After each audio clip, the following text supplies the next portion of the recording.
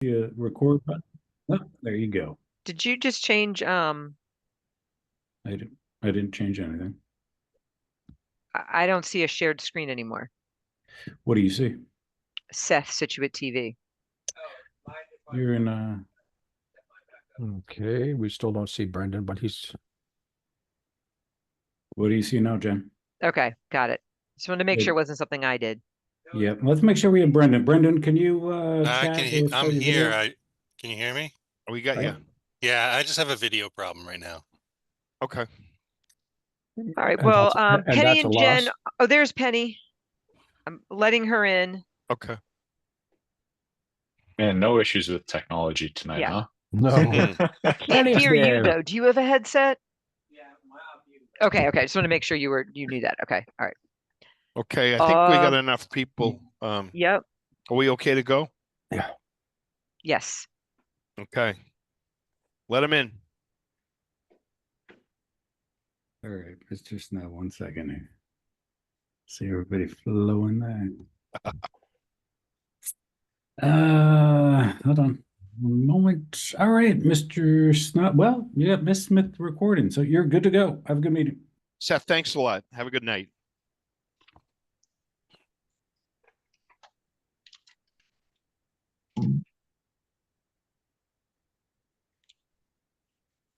Okay.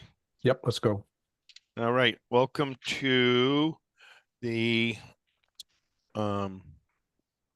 February 24th meeting of Scituate Conservation Commission. Apologies for a little bit of a late start. We had a couple of technical difficulties. I'm gonna read off two quick things and then we'll move forward. This meeting is being held virtual as an alternate means of public access pursuant to Chapter 20 of the Acts of 2021, temporarily amending certain provisions of the open meeting law. You are hereby advised that this meeting and all communications during the meeting may be recorded by the town of Scituate in accordance with our open meeting law. Town of Scituate's commitment to diversity, equity, and inclusion. The Scituate Conservation Commission is committed to providing an environment of respect during our meetings. We ask all members to interact in a polite manner, even when there's disagreement. We value the participation of our community and want all participants, including marginalized and minoritized communities, to feel welcome and respected. And we ask our committee members and all that participate to commit to these standards and to support and respect the community. That said, we have an agenda. And if there's any amendments, if I had a couple of minutes at the end, I'd like to discuss Appleton Field signage, but only if this doesn't drag on too late.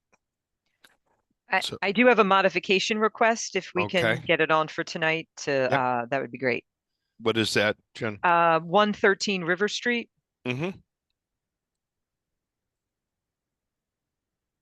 Okay, so we have those two items. Can I get a motion to accept the agenda? I'll make that motion to accept the agenda. Okay, do I have a second? I'll second that. By Brendan, all in favor? Who do we, Penny? Mr. Snow, we need Mr. Baker to make Miss Scott Pipes a co-host so she can unmute herself, if possible. Well, there's an opportunity. Can you do that, Josh? Thank you. There you are. Are you okay with that?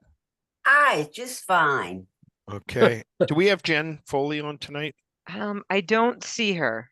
Okay. Then Eric Yes. for the agenda. Yes, great. Thank you. Don't Thank you forget all. Brendan. Oh, that's right. He seconded He it. seconded He it. did. Oops, lost my head. Okay. Richard, got a little turbulence here, but I think we're We're getting squared away. 89 and Vinyl Road. This is a continuation. There's somebody from Morse Engineering. Yes, this is Greg Morse. Hi, Greg. Good evening. Hi. For the record, Greg Morse, registered engineer, Morse Engineering, representing the applicant Lennox Realty Trust. This is a continued hearing. It was a notice of intent and stormwater permit for a new single-family home at 89 and Vinyl Road. I presented the project largely at the last meeting. The town had commissioned Horsley and Witten to do a stormwater peer review. Since the last meeting, Horsley and Witten has sent in a letter, and we submitted a revised plan dated February 20th, which I believe addressed all major outstanding comments. The revisions that we made, one, we made a revision in the stormwater report on how we calculated stormwater standard 3. We revised the calculation to reflect a B-type soil. It had no change whatsoever to the design of the site. On the construction entrance detail on the site plans, we added a dimension of 30 feet for the length of the stabilized construction entrance at the entrance of the site from Ann Vinyl Road onto the site. And then again, within the stormwater report, we had an O&M plan. We added a separate BMP location plan so that the future homeowner would know where the grass depression in the backyard is and where the swales along the side of the driveway and where the roof drywalls are on their site. With that being said, I believe we addressed the commission's comments at the previous hearing regarding the wetlands piece of the site. All work is outside the 50-foot buffer zone. We had added markers along that 50-foot no disturbance zone at your request previously. I'm going to turn it over to you. Thank you, Greg. Jen? We have Janet on if we have any questions for her. I think our concerns were mostly covered. We wanted to make sure that the driveway is constructed to drain to the depression, just to make sure that was clear for when the work is happening and avoid drainage to the road. If we have Janet there, if she wants to comment, that'd be great. Sure. Can you hear me? Yep, great. Good evening. Yeah, hi, good evening. This is Janet Bernardo, professional civil engineer with the Horsley Witten Group. And we did a review of this project. We provided 2 letters to the commission, and I reviewed the applicant's latest plans and response letter and found them to be adequately address all of our remaining concerns. So we have no outstanding comments or concerns. If we're happy to answer any questions that you may have. Thank you, Janet. Let's see. Richard? Yeah, I see, and I saw a little earlier today when I looked at this that I thought everything had been addressed that we'd asked them to address. So I have no additional questions at this time. Thank you. Penny? Nope, I like it. Brendan? Yeah, I have no additional questions. Eric?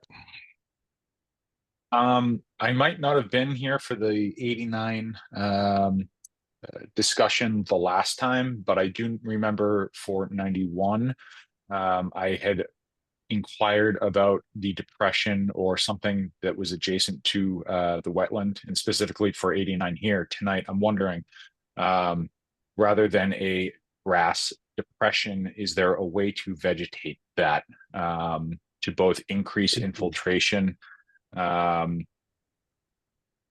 Turf does not really do a great job of creating deep roots for water infiltration, whereas our native plant species that are accustomed to semi-wetland or wetland environments do.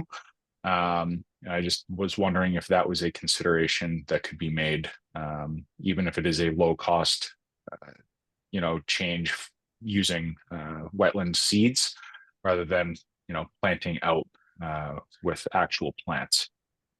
But other than that, I think this looks good. And I'm only talking about the depression, not the grass swale, just for clarifications. Greg? We'd be glad to plant the bottom of the grass depression, with a stormwater seed mix. Sure. Excellent. Thank you, Greg. Would that help define that, Greg, if it were planted differently? Yeah, I mean, it certainly would help define it. It's going to be pretty well defined just based on the topography. It's about a 2-foot deep depression in the back corner. So, but yeah, we're happy to plant the bottom of it with a different mix. That's fine. Okay. Do we have anybody in the audience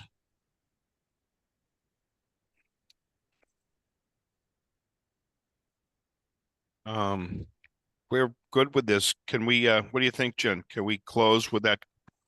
You can add that piece to the orders? Yes, I think so. And I don't mean to keep going on about the driveway, but do we think we can ask for on the as-built for some spot grades on it just to make sure that's all going the right direction, just knowing what a water issue there is on Ann Vinyl? Sure, we'd be glad to add spot grades on the as-built.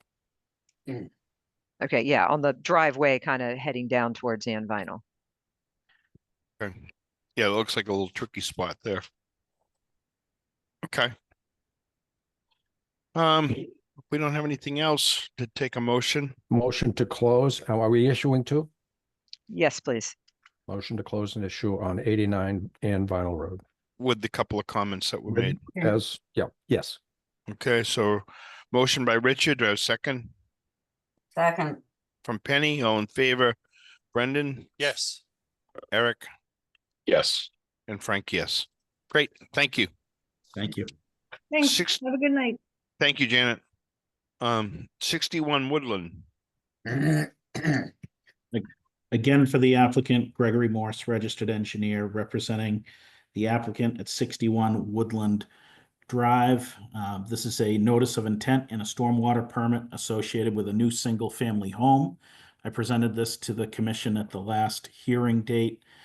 The commission had retained Merrill Associates to do a review of the stormwater aspect of the site. We've done one round of revisions with Merrill. We added some additional soil testing out here within the stormwater depressions. We revised the limit of work to get it more than 30 feet away from the adjacent MBTA Greenbush line, which is at the bottom of the page. We revised the culvert at the driveway crossing across the wetlands to an open bottom box culvert, and provided an additional crushed stone trench along the edge of the driveway. Merrill did conduct a second peer review. We just got their response today. There was one or two minor issues in it. I think they're recommending that we extend the trench a little bit further along the driveway. We're happy to do that. I expect that this will get continued. But I believe we're closing in on getting Merrill's final sign off on stormwater with this. I just wanted to give you an update on this one and the next one. Okay. Is that the same status for 54 as well, Greg? Yes, it is. Okay. Jen? I think Board of Health might be waiting on some updates also, but all pointing to the direction I think we're continuing to make a few more changes as from the comments from Merrill Engineering. Okay. Penny? no, I don't have, I just wait for Merrill and then hopefully we can close this. I'm not crazy about them, but it is what it is. Okay. Brendan? Yeah, I don't have any comments or questions right now. Eric? The same. I think I'll reserve until Merrill gets back to us. Thank you.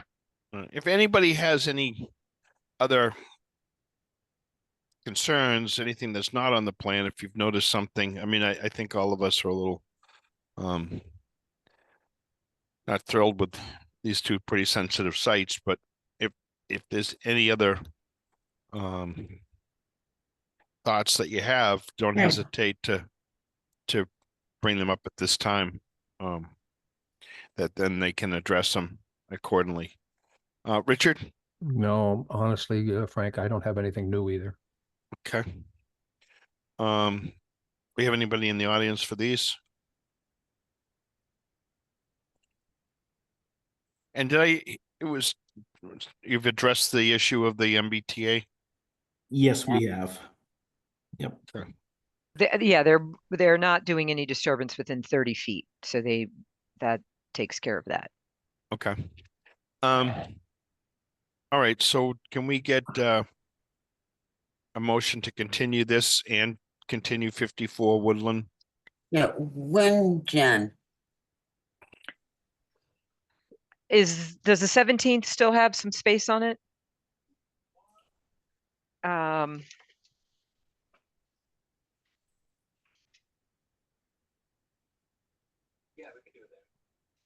Okay, to March 17th. Okay, Okay. I make a motion, we continue. 54 Woodlawn and 61 Woodlawn to March 17th. Is that what you Okay. said? That was Penny, no second St. Patrick's Day. I'll second that. from Brendan. Brendan. All in favor, Richard Yes. and Eric Yes. and Frank, yes. Great. Thank you, Greg. Thank you. 210, 218 First Parish Road. This was a ANRAD that's been continued.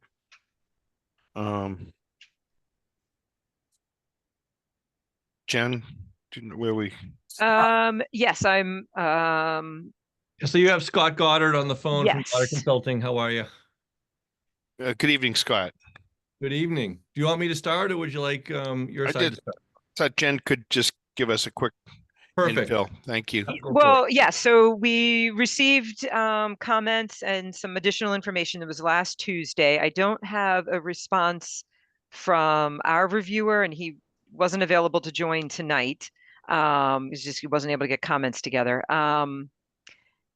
So I just want to give you that information. Is there anybody else you want me to unmute to speak? I don't think so at the moment. I think we're Okay. okay. I mean, Bob is on the phone on the line there as well, from Riverhawk. Okay. Bob Ringo. So, and Mike O'Shaughnessy, I guess you could unmute him as well. So he may have something to say. So just to introduce the team, so myself, Scott Goddard, Goddard Consulting, Wetlands Consultant, Mike O'Shaughnessy, attorney, and Bob Rego, he's the engineer from Riverhawk Environmental and generated the site plans. So just a kind of a quick update where we are since this process started. Again, it's an ANRAD only seeking confirmation of wetland resource areas. No project is proposed. Yes. We delineated bordering vegetated wetlands as shown on this site plan in the green outline to the right side or east side of the site plan, right? All in there. Very tricky site back in there, but you know, Mr. Lucas, Chris, and I spent quite a bit of time out here, and you know, believe this line is representative of a BVW. So I think that's resolved. I don't see any remaining matters there. So that's pretty clear at this point. And I think his peer review letters and our site plan all match. Then up near the front along First Parish Road, there's a couple of sort of some quasi depressional areas. It's pretty flat in there. There's no big depressions that hold any substantial amounts of water. We have these three areas that are outlined in green of isolated vegetated wetland. Those would be jurisdictional under your local bylaw. And the boundaries of those have been also affirmed by Chris Lucas as well as myself. And so there's agreement on the locations of those flags as well. The only remaining question that came up at the last go around on this was whether or not there were any depressional areas that qualified as isolated land subject to flooding. Isolated land subject to flooding is defined not so much by a flagging boundary of vegetation and soils and the like, but more it's a calculation of the capacity of the topography and coupled with storm events and groundwater, whether they can hold a 1/4 acre foot of water on an annual basis. And if the answer to that is yes, the extent of isolated land subject to flooding is the 100-year floodplain line. So Bob from Riverhawk did a very thorough analysis of any depressional areas that are present on this site. So those little pockets that you see there in blue are I mean, to be frank, they're kind of like glorified puddle areas. They're very, very small depressions. They fill up to very shallow depths. We're talking sub a foot, and they only measured in tens of square feet or cubic feet rather of water, not in hundreds or thousands. And in order to be a isolated land subject to flooding, you would have to hold over 10,000 cubic feet of water or a quarter acre foot of water. That's a substantial amount of water. It's the size of, a modest swimming pool to qualify as isolated land subject to flooding. There isn't enough topography on this site to come even close to that number. We're an order of magnitude, below that consideration. So to me, it's crystal clear that we cannot qualify as isolated land subject to flooding. Riverhawk's calculations support that, and my understanding from reading the letter from Chris Lucas is, in his professional opinion, he doesn't think we're even close as well. So I think that at this point, there's enough information to put that question to bed. We supplied the information, and it's really a non-issue in this particular matter. So I think we have enough information tonight, and what we'd like to do is advance this to a closing of this ANRAD application. We would seek the issuance of an order of resource area delineation. And I think the findings, if they were to be written in accordance with this site plan, would cite the bordering vegetated wetlands on the east and north of the site by flag numbers, identifying it as accurate to BVW, both under the state law and local law. And then you have 1, 2, 3 isolated vegetated wetlands that would be subject only to the Scituate wetlands bylaw. And you could issue an ORAD, and we could wrap up this hearing process. And that would be the direction I'd like to see this meeting go tonight. Okay. Jen, what were we looking for from the, what was the response from the last? I think we wanted some on the ground survey to be done. Some top and bottoms. Here I have the plan open. We wanted some on the ground survey work done so we could confirm some of the contours, have a chance to compare them against the LiDAR that was there. And we wanted to have an engineer review it also for the commission.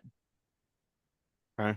Yeah, so Bob Rego is on the line, and I think it would be good to hear from him about the accuracy of this topo line relative to the LiDAR and what was done on site.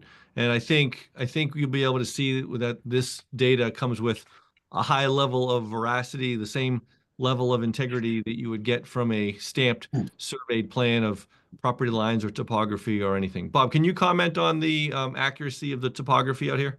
Yeah, absolutely. So what we did to delineate these depressions was, first we did take the LiDAR data, and I created a contour plan from the LiDAR point data, which is from 2021 NOAA survey, LiDAR survey. In those depressions, there was 47,000 points, individual points that were shot by LiDAR. We contoured that on a 0.2 foot contour interval, which I included the plan as the second sheet to the submittal. From that, we identified any depressions within, in or around those 3 areas. We then sent the survey crew out with a rough location of those areas, and directed them to topo the entire area. Any area they felt was a depression that felt like a depression, any area that was holding water, and collect detailed topographic shots all around the perimeter and the bottoms of the depressions that are shown on the plan in front of you. We took that information back to the office and compared it to the LiDAR data and found a extremely accurate correlation between the two. In most cases, a tenth of a foot which is the accuracy of a survey done on this type of topography, not on a paved or hard surface. So very confident in the LiDAR data and very confident in the calculation of the depression volumes. And again, it was confirmed by an on-the-ground survey by a Riverhawk Land Survey. Okay, thank you. Well, let's move to members. Jen, do you want to add anything else before we jump into some members? The other thing we had talked about was I guess we want to call it a man-made ditch that's on the property line of the site. It's not on the plan. No. I mean, I know it isn't necessarily delineated as any particular resource, but that wasn't reviewed or confirmed either way. But I just want to mention that contour for that ditch I don't see it on the plan. So just something that I would want noted as, an area not reviewed. Okay. All right. I'm going to move to some members. Penny? I'm not ready to close. Some pictures we got today. I know the site. I've been on the site, gentlemen. And it is wet, wet, wet. And the pictures I'm looking at right now are on the documents. It's the brook where 210 meets this gentleman's property, and it looks like it's not a ditch. It looks like a brook. That site is wet as everything melts as spring comes, the ground thaws.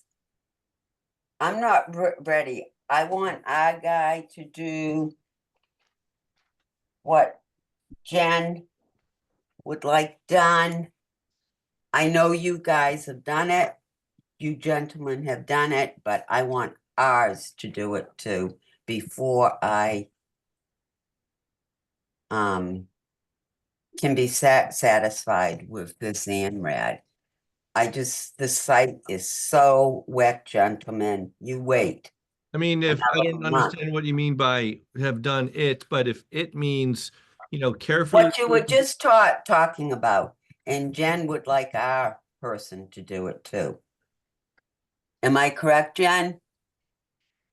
About having an engineer review Yes, the data also. yes. Hold on, I have a raised hand. That's a part of their group. And I want to see this brook on a plan.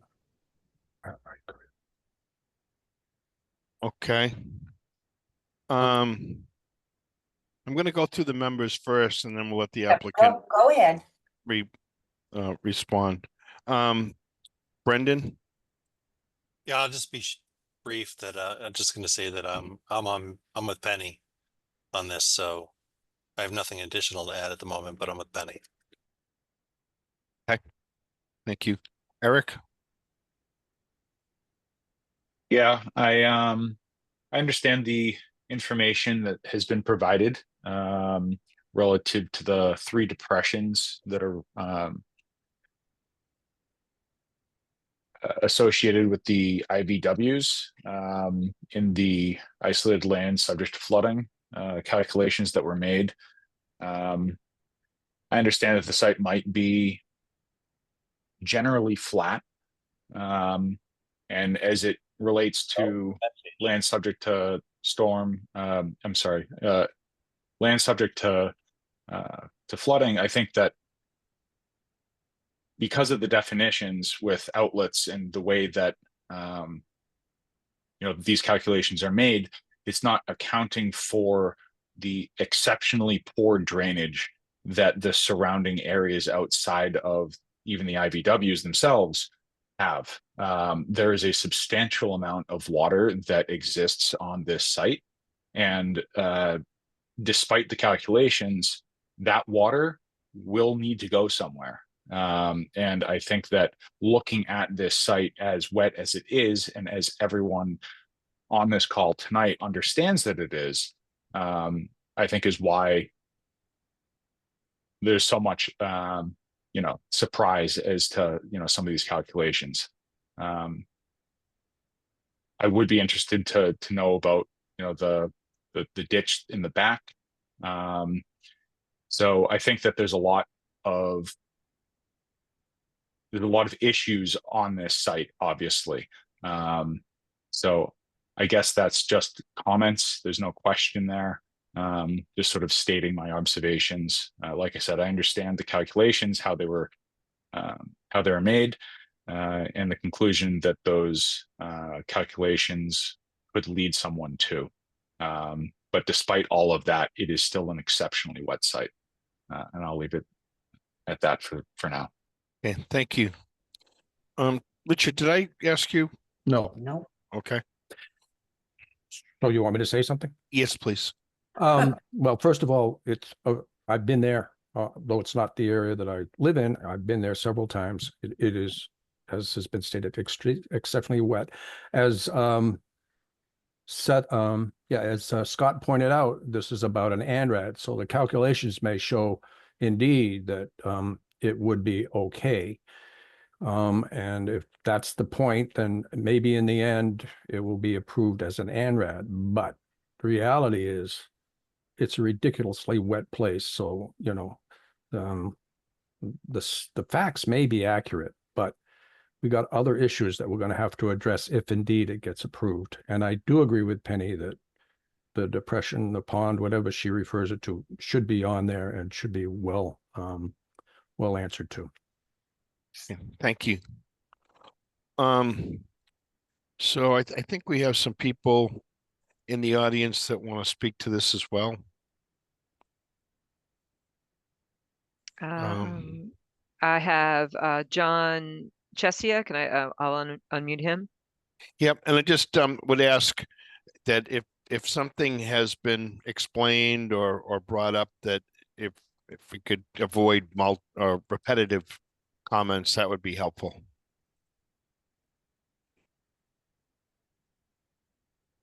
So if you can unmute John or add John to the. John, you're unmuted. There you are. And I just need a name and address, please. Okay, John Chesia at 215 First Parish Road. Actually, my house shows in the picture in the lower left part of the plan. Grew up there, pretty familiar. And first of all, there really wasn't any water out there in any of these low spots because we had been in a drought through January up until about a week ago when we had the snow and the rain that all froze.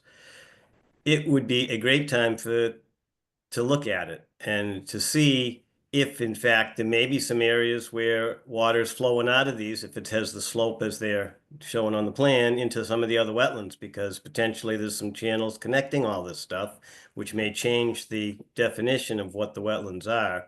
In addition to that, the wetland line, as we recall, it was done during a drought and in the fall. So you wouldn't see any of those areas that you typically see in the spring after the thaws and where the leaves are all discolored and matted due to the water and water movement. So I recommend that take another look now that we've got some conditions. And I still don't think we're even at high water yet. I bet if you look at the groundwater resources, it's still going to say it's lower than normal, but it is definitely coming up. And when you walk along the street, you can see the ice in the holes, but I don't know how they could have surveyed the water in the holes because I don't think they were there this last week.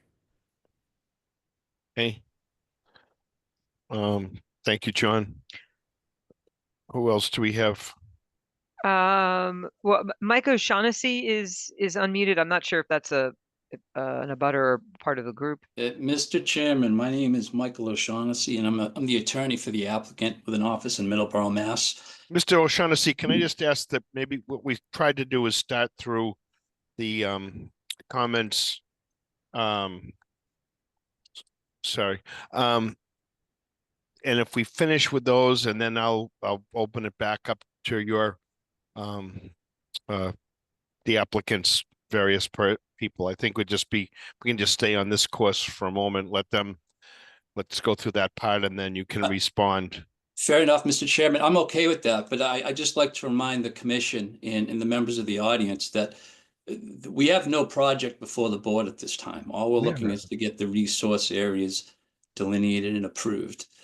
And I've watched the last meetings, and I'm hoping the chairman, while cognizant of the neighbors' concerns, keeps in mind that we don't have a project before you. This is just resource areas we're seeking to get approved. And I think that's where we're at. We understand Okay. that this is an ANRAD. However, I think there's discussion about that as well. And I think that's what we've been trying to stick to. Nobody's talking about a project here, but trying to get the correct delineation and make sure that all this information is factual. I appreciate that, Mr. Chairman. As long as I have an opportunity at the end to respond, I'm perfectly. Yeah, let's happy. try to move through this group, and then we can Thank you. come back to the applicant. Okay, I'm unmuting Andy. Okay. Good evening, Andy Mills, 202 First Parish Road. Picture says 1,000 words. Can you show the picture I submitted today? Is that possible? I don't have it to show this evening, but I did share it with the commission and to Yeah. the applicant. Okay, that's all I wanted to be able to see the site. And that brook should be on the plan somewhere. Oh, yeah. Yeah, That's all. I think those photos were distributed. They were. Okay, Thank thank you. you. Thank you. Who else do we have? I don't see any other raised hands. All right. Can we shift back to the applicant? You can decide which person would like to address. I know that a couple of folks had their hand up. Mike, can I make a couple of comments first, and then you can jump in? Yeah, absolutely. Yeah. So, And who's this? sorry, Scott Goddard, Goddard Consulting, Wetland Science. Yeah. And I've been on the site now a number of times and was active and participant in the delineation and with your peer review consultant. Many things that was said at this meeting tonight were true, that the site is wet, and there's no question about that. Yet we still have boundaries of what qualifies as a wetland and not a wetland, right? So we're not here to say the site doesn't have water or shallow groundwater or wetlands. All those things are true, but we're just trying to document where they're located so that we can put that on a plan and sort of codify that, for the future. That's what this is. And many, many hours were spent out here carefully looking at hundreds of test pits dug in soil profiles, vegetative profiles. Where I put the flags initially was modified and moved up gradient at the request of your peer review consultant. And, it's subject to review. So, much more, a very, I'll say somewhat conservative parameters were utilized to make this determination of where the wetlands are shown. There was no arguments and disputing over the accuracy of what's out there. Chris presented his information. We talked it through, we agreed, and we reflected it on the plans. There are no unshown ditches, streams, or anything like on site. Every ounce of this site has been scoured to the ground, to show what we have here to the maximum extent practical. So no additional waiting until the spring, no additional site walks. could yield anything more than what we have on the site. There is no question that the BVW line on this site is all encompassing of the entire BVW on site. That's without question in my eyes, in the eyes of other wetland scientists in my office, and in the eyes of your peer reviewer, Chris Lucas. There's no other evidence that would suggest something to the contrary. Photographs, statements that the site is wet is all consistent with what we've shown on this site plan that you're looking here in front of you. The question of isolated land subject to flooding is also not in question. There's nobody suggesting that there is over 10,000 cubic feet of water on an annual basis in any depression. There is not a depression on the site that could even hold that water if it existed. We just don't have that much depressional area at all. It's a simple volume calculation. This is not complex engineering mathematics that we're doing to come up with this. This is, the same area of a shape that then turning it into a volume that you learn in geometry class of just areas and volumes. So this is simple math. This is not complicated. It does not need additional peer review when it's prima facie. It's evident right at the surface that we cannot qualify, no matter how the calculations are performed here, because the area doesn't exist in a depressional shape to hold that much water. It just can't, because the land is flat and gently pitched to the rear toward that BVW. There's no additional information we can or intend to present. There's no additional site walks that are necessary. You have all the information here that you can be confident in this decision to issue the ORAD tonight. And I think that's where this needs to go, because I can't think of anything else that we could provide you for supplemental information that could give you more assurance than what we already have. Mike, do you want to add anything to that? If I may, Mr. Chair, I think Scott hit all the points I was going to raise. One thing I just like to remind the commission, Lucas, at the last meeting had indicated to you folks that based on his experience, he agreed with the bordering vegetated wetland line, as Scott said. He also commented that the alleged ILSF, in his opinion, was not ILSF based on what he has seen. Despite those representations, we provided you additional information stamped by a professional engineer that demonstrates it does not meet the standards required to be isolated land subject to flooding. As Scott said, we cannot provide you any more information. I don't think any additional peer review advances this anymore. We are not going to consent to a continuance of this hearing tonight. So I guess I'm going to ask that the commission close the hearing and render a decision. All right. Do we have anybody else?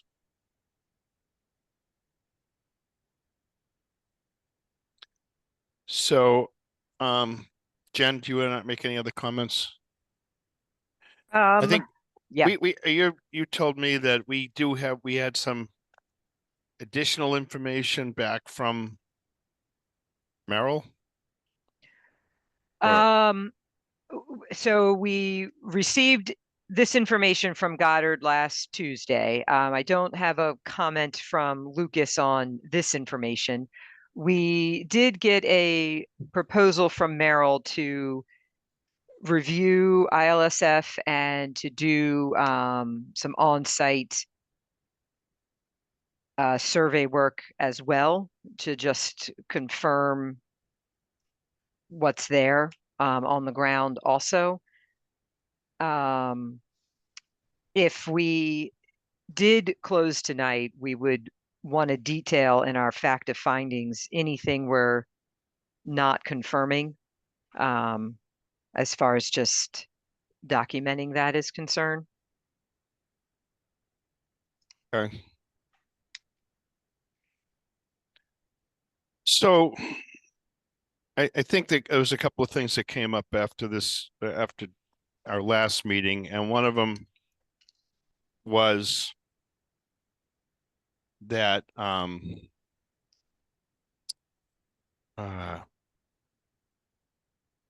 we were concerned about some of the topography there. This has been reviewed by Lucas. He's not an engineer to review that. And that's when we asked about Merrill looking at this site and confirming some of the topography, because it is so flat and it is so wet. So that's one of the reasons that we asked for that. And I think we have something back from Merrill. The second part is that we still don't have anything, or we haven't had a chance to look at whatever comments Lucas had made. So given those couple of things, I'm not sure that closing this or me hearing tonight is in the best interest of the commission.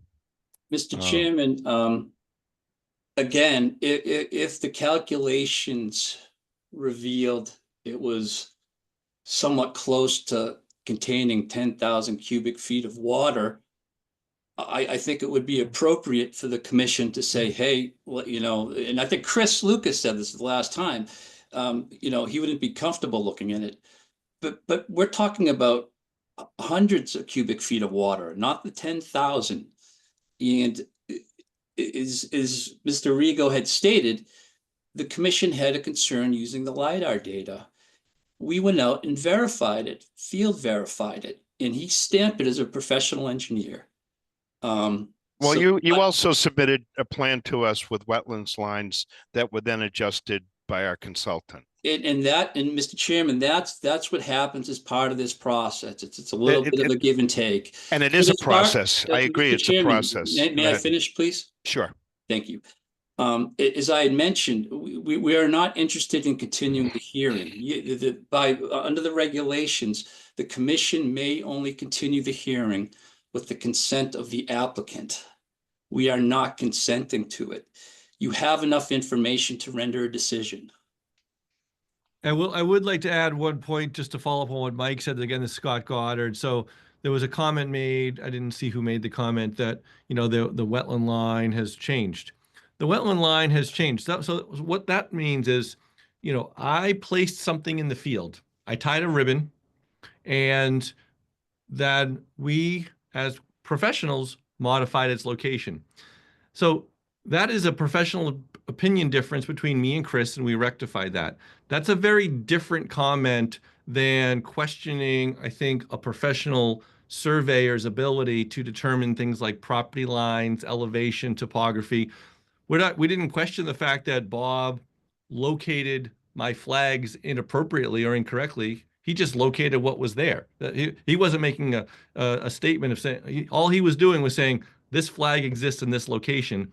Then we move the flags, and he's stating these flags exist in these locations. So the surveyor in this case is not making a judgment call about anything. All they're doing simply is documenting the ground conditions and stamping it as accurate. Surveyors do this all the time when they establish property boundaries, when they establish survey lines, when they establish topography elevations.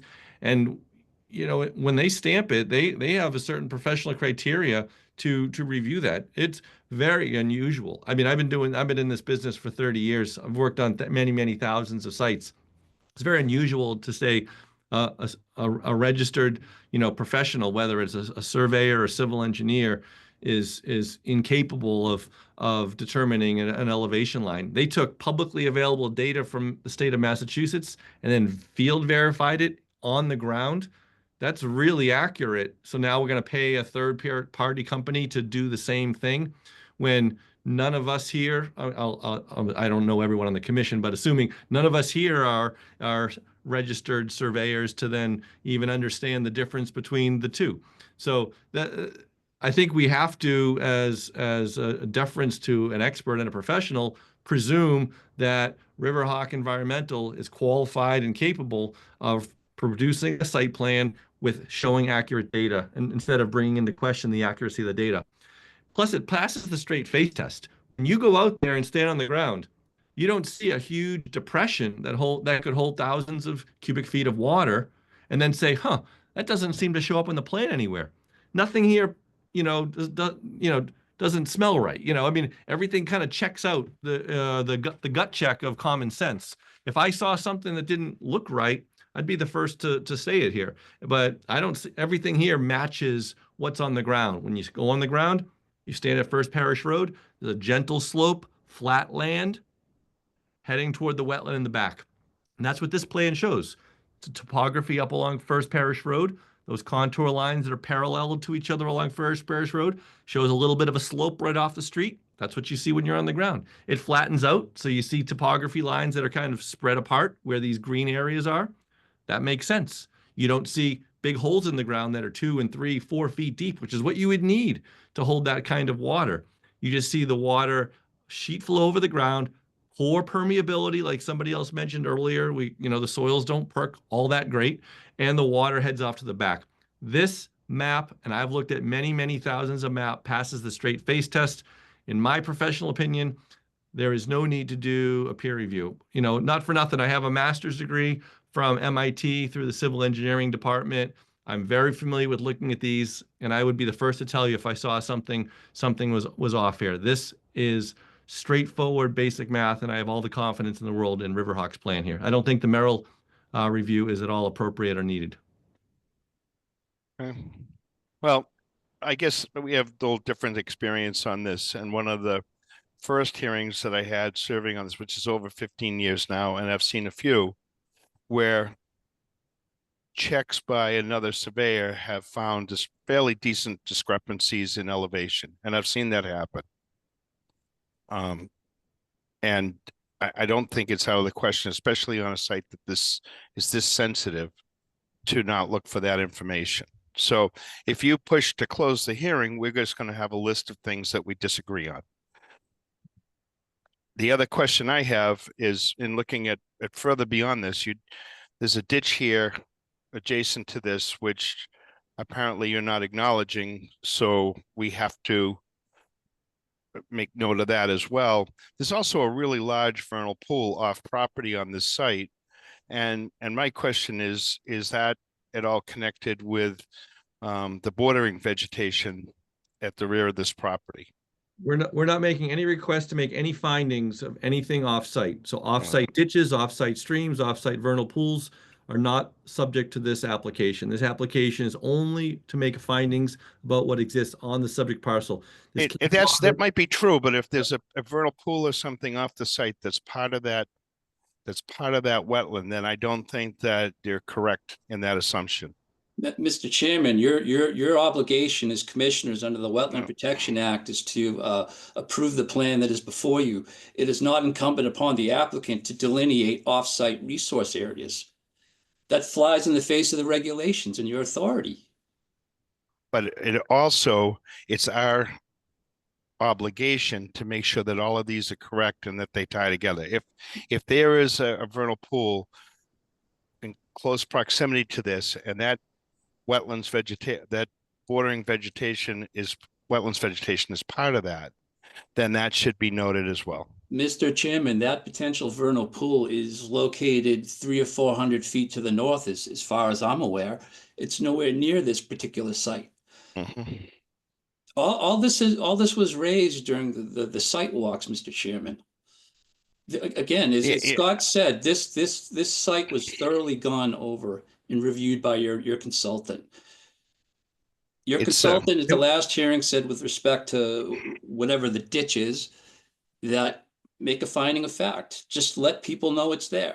And it would be more than appropriate if, in a special finding in the order, the commission wanted to note that this finding makes no determination relative to off-site conditions, streams, vernal pools, or other resource areas.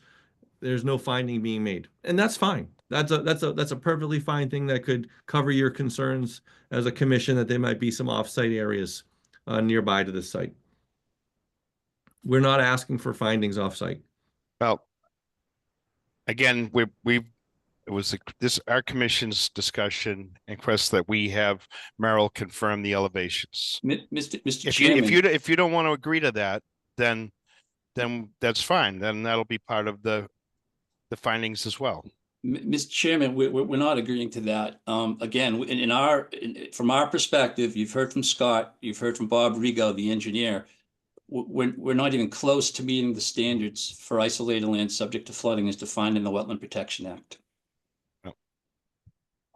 If you could, if the commission or could point us to where we're wrong in that belief, we're happy to discuss it. But we're The just way that- the applying way that within we the would- regulations. The way that we would do that is to have someone confirm it.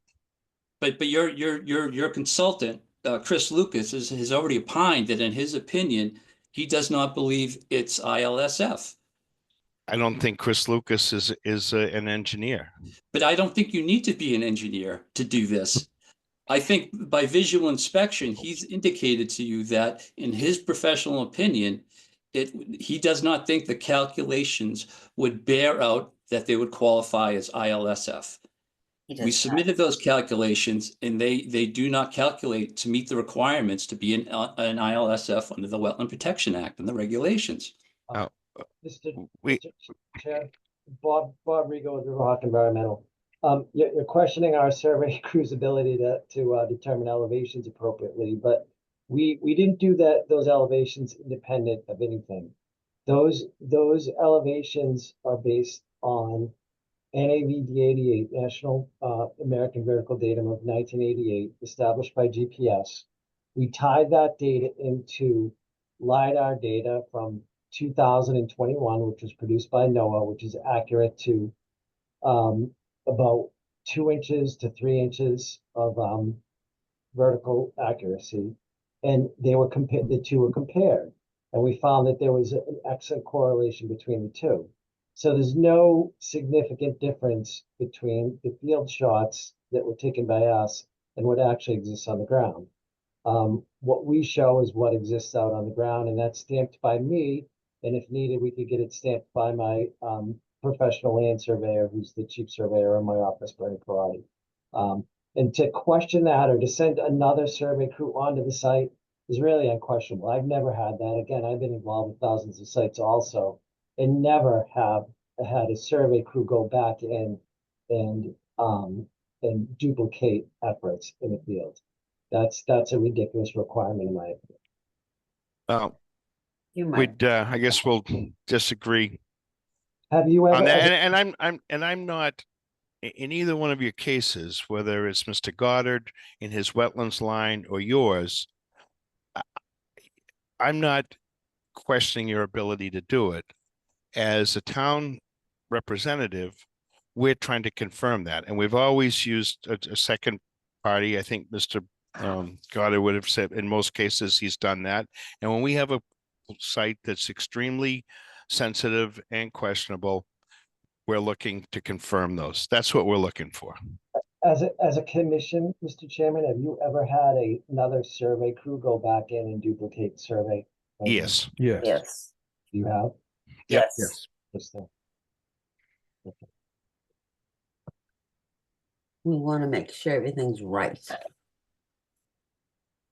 Mr. Chairman, in our opinion, the information that is before the commission is accurate and right. We've got other hearings. If you want this to close, that's we can put our pieces together on this, or we can do. Mr. Chairman, we are not consenting to the continuance of the hearing. Okay.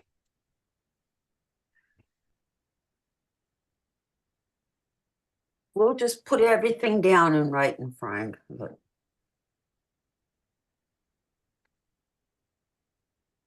We have another raised hand too. Okay, Mr. Cheshire. You're unmuted. Sure, just wanted to point out that these people weren't the original surveyors, and the original survey was didn't show any of these low areas or anything like that. So the fact that there's been the second survey, the original submission had a different title block and a different surveyor entirely on the project. So it's not I can understand the commission's concern with the survey. I just wanted to point that out. Thank you. Thank you. We have a couple more hands up. I don't know. Um, and then we've got to move on. Yeah, I was going to add, if, as far as closing is concerned, to please don't vote to issue, just close so we can work on the language. Mm-hmm. So one potential workaround, if the concern is ILSF, could the commission consider making a finding of BVW line accurate, no finding made relative to isolated land subject to flooding? Would that be a reasonable way to advance this to avoid having to go through a DEP appeal? I don't see that. Do we have a couple more hands up? Not anymore. Yeah, Mr. Chairman, Michael O'Shaughnessy. O'Shaughnessy, really quick. So there was a different surveyor initially, just for the Conservation Commission's awareness. But I think, and Bob Rego, please correct me if I'm wrong, but those grades were based on LiDAR, and you went in after the fact and confirmed the LiDAR grade shown on the plan. Is that correct? Yes, that's correct. Yes. So you're saying, So wait, I'm saying- what I'm I saying- think, so this is going both ways. You're saying that the engineer, I think it was Webby, had sent a plan in. Your plan didn't concur with those, but your plan's good. There's It this, does concur. Our plans do concur with the original surveyors topo. They were based on, their survey was based on a lot less topographic points. When you do a survey in the field, you go out and typically take a shot every 20 feet. It's just more accurately displayed through the LiDAR, and that's what we utilized on this plan. But it's still the same shots. Their survey was correct, and it matches what was here. This survey is more precise than their survey, but it's the same. It shows the same topographic information. my opinion is that we continue this and get the remaining information we wanted. If Mr. Chairman, I'll say it one more time. I know you've heard it. We do not consent to the continuance of a hearing. Let me close it. so, I guess my question, Jen, is if we continue this, then they can appeal this. Is that correct? I don't think we can continue it, but we would close it, and that's we're just not accepting more information, and then we will need to write our fact of findings appropriately to reflect what the decision is. Whether it's confirming the BVW and the IVW, but not confirming other pieces, wanting more information and getting detailed into saying, if a future notice of intent is filed, we would want these other pieces confirmed. But if we continue this hearing, we vote to Right. continue it, then No, I don't think we can continue it. well, then the applicant can appeal our decision to continue it.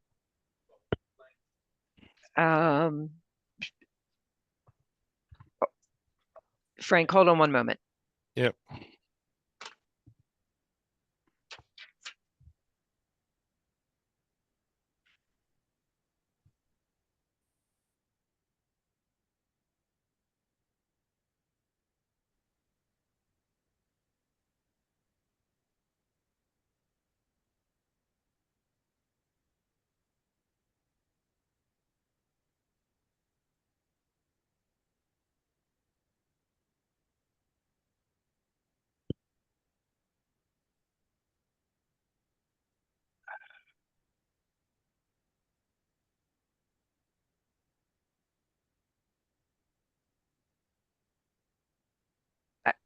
Is the applicant, Mike O'Shaughnessy's got a hand up. Is he muted or unmuted? No, he's unmuted. I just hadn't lowered his hand, Oh, but sorry.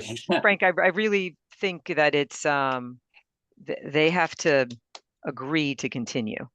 I mean, if in other cases where somebody might not want to, it's because they don't want to get a denial to their project is kind of what they're risking by not continuing. Okay. So I believe, Frank, we close it and then do the fact of finding and send it in, and they still have a right to go to DPW. DEP, sure. All right. Well, Sure. Can Josh add something? sure. I just want to remind the commission that when you make a motion to close a hearing, you're not explicitly making a positive vote. So during this roll call, I would advise going through all 5 present members to see if it's a yes or a no, even if they did make the motion and second. Okay, got it. Thank you, Can I ask Josh. the commission one question on the Merrill review that was, I think, $3,500. Were they seeking the applicant to pay for that peer review, or is that something the commission would supply its own funds for if that was went forward? The applicant pays for it. Is there a circumstance in which the commission would pay for that? No. We don't have any money.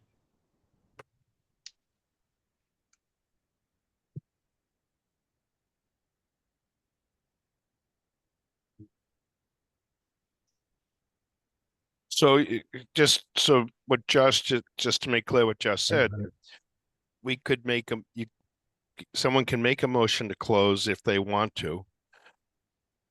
And it has to be seconded. And then you need to vote to approve this or Well, yeah, let's just close it. Yeah, just voting to close, and let's make sure we roll call. well, if they want Yeah. if they want to close, if they feel like they have the information to close. Yeah, I would just advise everybody going through the roll call, yes or no, to close. And that's where you should start. After If you somebody do- makes the motion. That's right. If we don't have members sufficient votes to close, then we're sort of stuck with it. Got it. And then at another, we have a meeting next Monday. Then vote on the issue. Right. Okay. Make a motion I'll make a motion to close. from Richard. We have a second.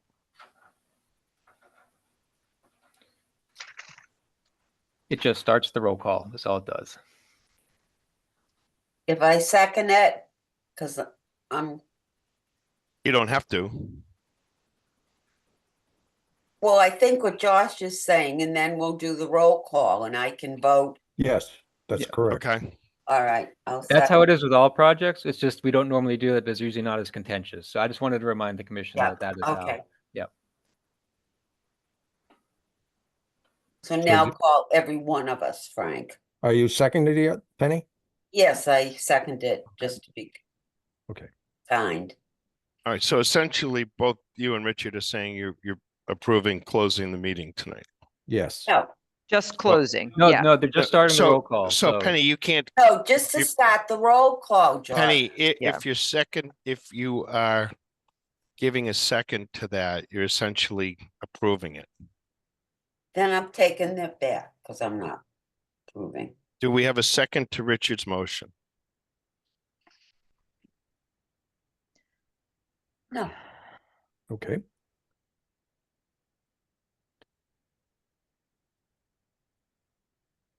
I'll just add to my motion. I really don't believe we can continue it under the rules.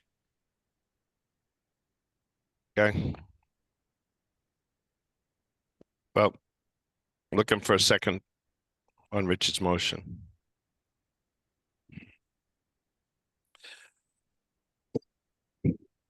So I guess I could also ask for a motion to continue the hearing. I'll make that.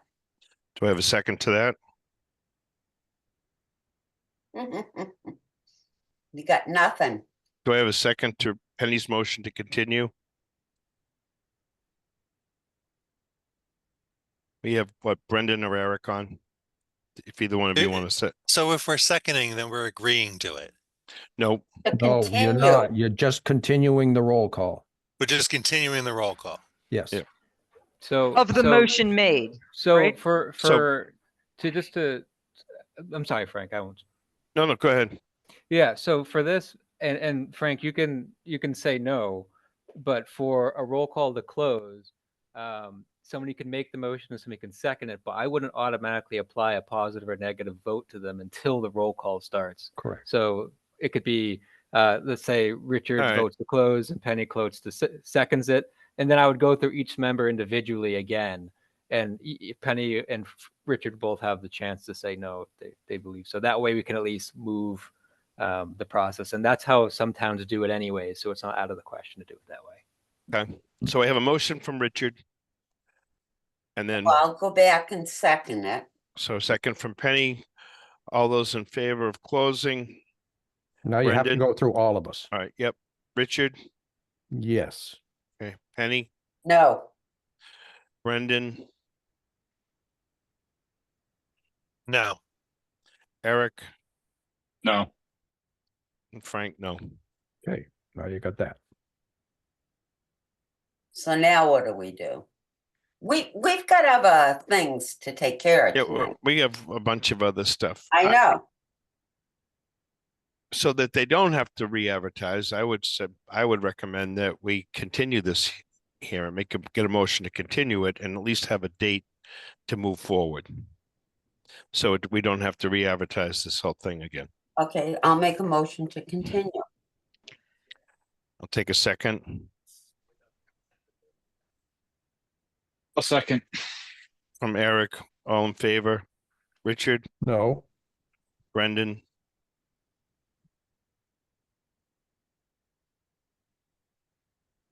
Can Brendan hear you? Yeah, he's just, I guess yes. okay. I got Eric, right? yep, And Frank, yes. Penny, And Penny? yes. okay, so when So do do we have a continue it date? to? Jan, a date, Um, watch a date, somebody. well, I'm concerned about this, but I would say let's continue to next Monday. I won't, we might have a tough time for the Yeah, participants on next Monday, Frank's Jen. away. Would the commission have Mr. Lucas present at that next meeting? That may I haven't may help the confirmed that. conversation. I don't know. I would recommend this at least the 17th, Jen. Yeah, we can't. 1, 2, the 17th, and I will email Chris now and try to get that on his calendar. Okay,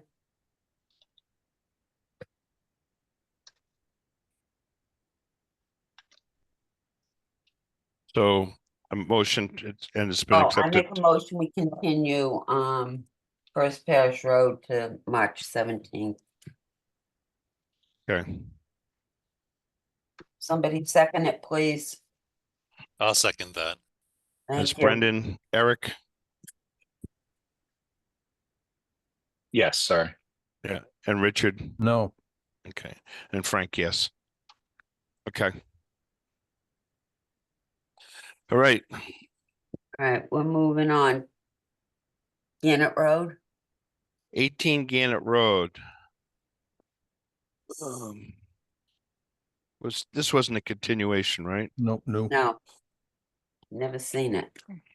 On February 24th, 2025 at 6 p.m., Scituate Conservation Commission will hold a wetlands hearing under Chapter 131, Section 40, Massachusetts General Laws, and Section 30700, Town of Scituate Code of Bylaws, for notice of intent filed by Daniel F.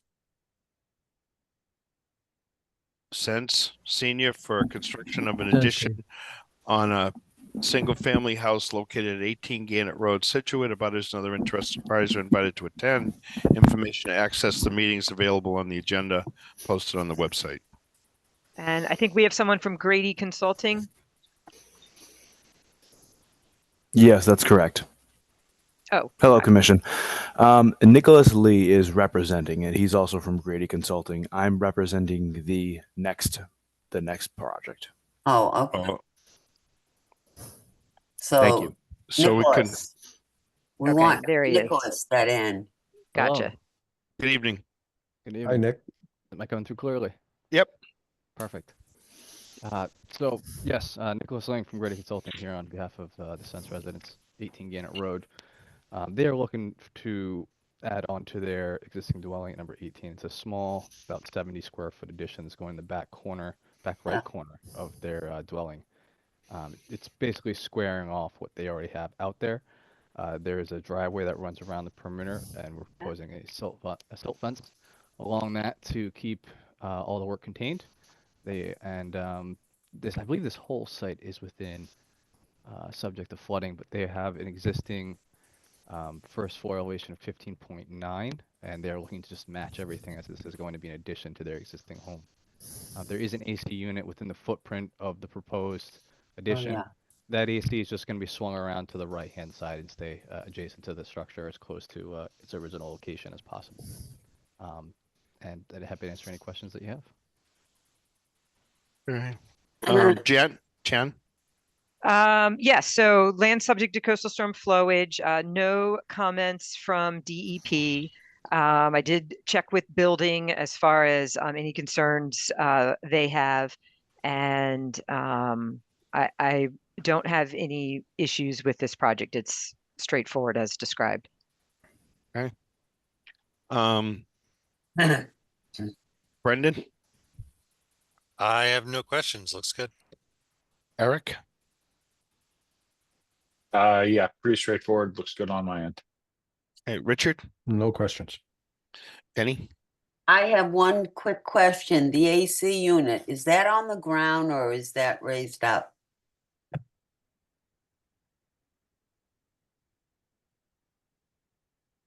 Where'd he go? Ugh.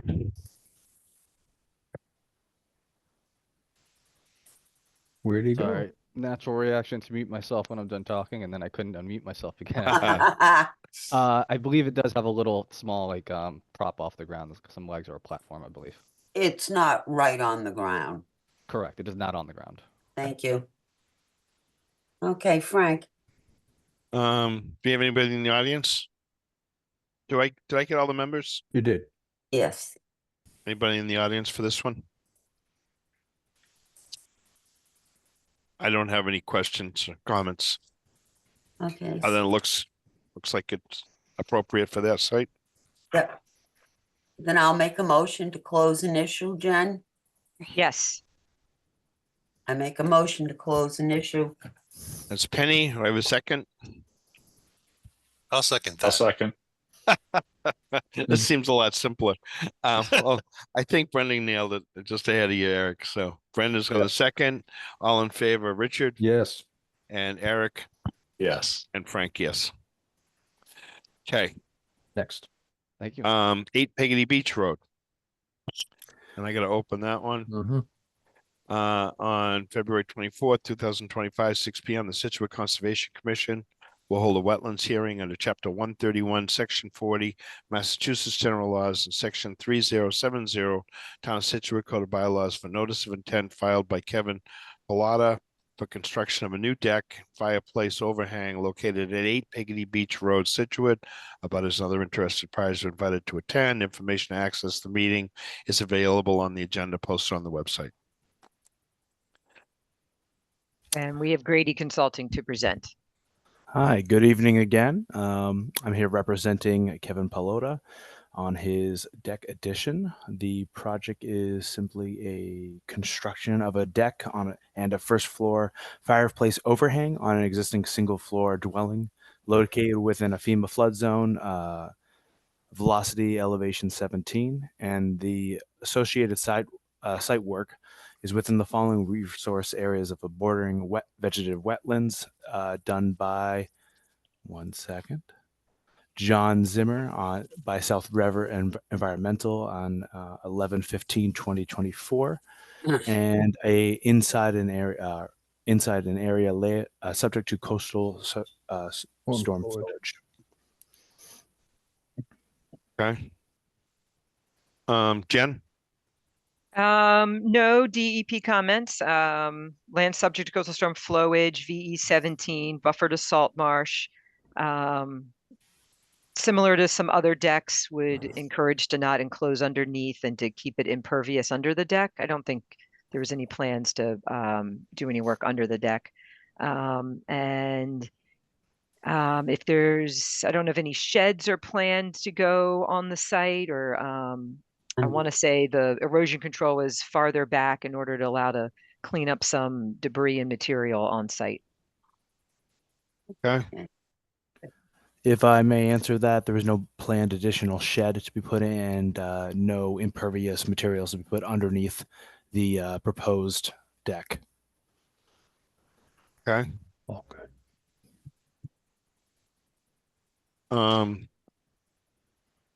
Penny? No, that's pretty straightforward to me. Thank you.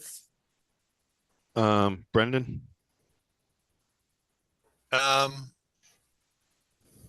Is there any plan for there's nothing happening with that pile of debris, is there? That's not part of this? It is our understanding that the owner is planning on removing the debris, which is why the silt fence is put so far back. It's just yard waste and old building materials, as confirmed by me when I was on site. Thought it'd be important to increase the amount of area that was protected to protect the wetlands in case this gets removed before the deck is installed. Okay. All right, yeah, that was my only question. Thank you. Okay, Eric? Yeah, I had noted the debris too, so it's good to hear, and also appreciate the erosion control extending beyond that pile of debris. So when it is removed, anything that is disturbed can get contained. And just remind me, I'm sorry, the deck itself is just on just Sonos. Is that correct? I believe that was that's how the architectural plans will show it. It's done on Sonos tubes from what it's shown, and wooden vertical piers to come up to meet up to the deck. Right. Any lattice on that? No. No. No, I just wanted to confirm. Just wanted to confirm. That's correct, right, Michael? Yes, I believe so. Thank you. Richard? Yeah, I'm fine. I'm fine with it. I would like to see that debris removed. That'd be great. We Well, can I make, think we they'd could, like it Make it a removed. condition. I think it should be part of the conditions. Yeah, just to make sure. Do we have anybody in the, did I get to everybody? You did. Yeah.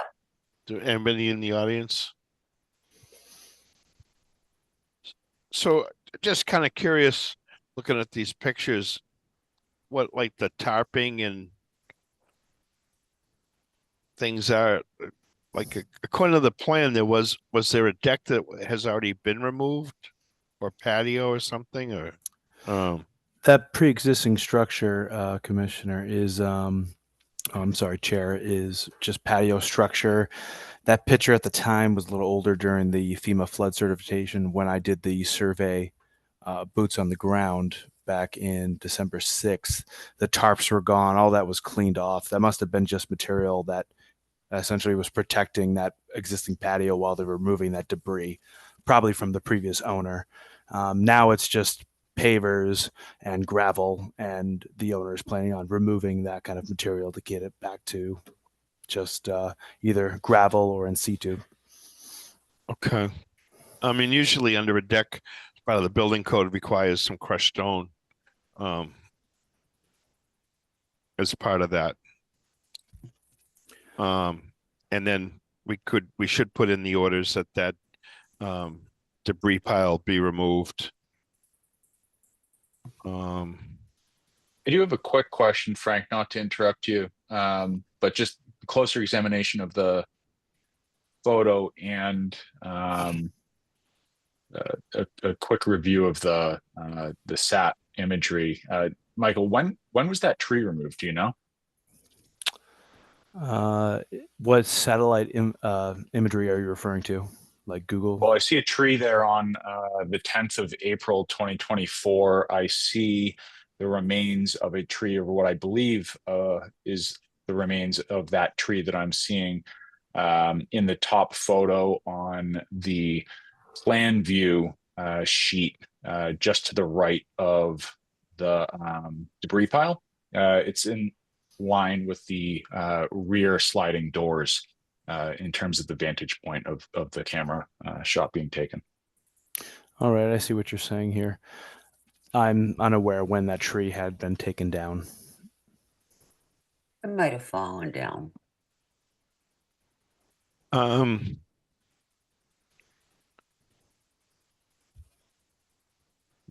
right now the lawn from this property just extends to the marsh. Is that pretty much how that works? That is correct. There's a bit of marsh grass growing up to about the edge of what the lawn is, and that's approximately where the wetlands was delineated. All right. Anybody else? Anybody want to make a motion? Yeah, Jen, you want to close an issue on this? Yes. Okay, I make a motion to close an issue I'll on second. Peggy Beach. I'll second it, Bill. Second Okay. by Richard. All in favor, Brendan, Yes. Eric, Yes. and Frank, yes. Okay, great. Thank you. Thank you. Now we're on to 575 First Parish. It's Morse Engineering for a septic system. On February 24th, 2025, 6 p.m., Scituate Conservation Commission will hold a wetlands hearing under Chapter 131, Section 40 of the Mass General Laws and Section 30700, Town of Scituate Code of Bylaws, request for termination of applicability filed by Adam Kibbe for installation of a new septic system located at 575 First Parish Road, Scituate. Abutters and other interested parties are invited to attend. Information to access the meeting is available on the agenda posted on the website.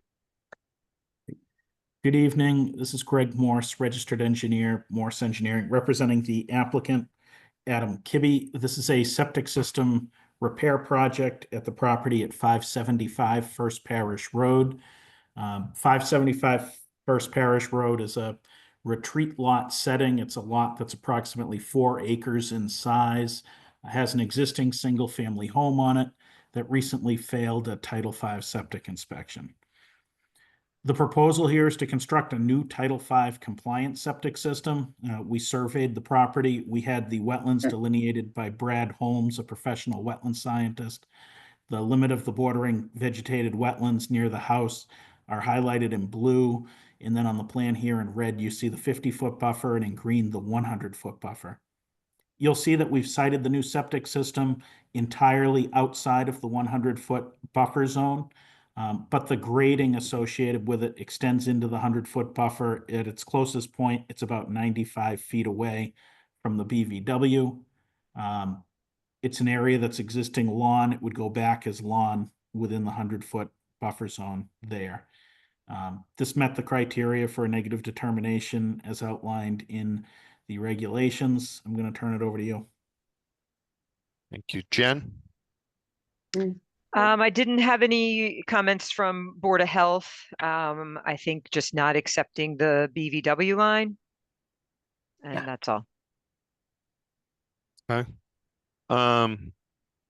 Kenny? No, it looks pretty straightforward to me. Okay. New Brendan? septic. Yeah, it looks fine. Thank you. Eric? Yeah, I mean, without necessarily accepting the BVW line, everything looks good. Okay. Richard? I'm good. Okay. Anybody in the audience? I don't see any hands raised. Greg, I'm probably way off on this, but was one of these properties involved in that nitrogen trade? What? No, not this one. Okay. I'm not far from it, right? You're not far from it. The abutter on the left-hand side there, Manusian, it's Yep. not him, but the abutter next to that would Okay. be the one. Okay. I don't have anything else. Make a motion. Make a motion for -3. It's from Richard. Do we have a second? Second. From Penny, all in favor. Brendan, Yes. Eric, Yes. and Frank, yes. Great. Thanks, Greg. Great, thank you. 28A Cherry Lane on February 24th, 6 p.m. Scituate Conservation Commission will hold a wetlands hearing under Chapter 131, Section 40 of the Mass General Laws and Section 30700 Town of Scituate Code of Bylaws for the request for determination of applicability filed by Janet Coletti for maintenance from grading and repairing wall of an existing gravel driveway located at 28A Cherry Lane, Scituate. Abutters and other interested parties are invited to attend. information to access the meeting is available in the agenda posts on the website. Hi, Jenna Clitty here. So we're just trying to shore up the edge of our driveway that's suffered some pretty severe erosion over the last 50 years or so, with plans for a retaining wall as marked on the plan here. Okay. Thank you. Jen? I think maybe having some sort of limit of work and some erosion control would be good to add to the plan also. Otherwise, I would say when you see the site, they currently have a gravel driveway. You can see how it's sort of, eroded away, and they want to build that up so they can have their full driveway. Okay. Oh,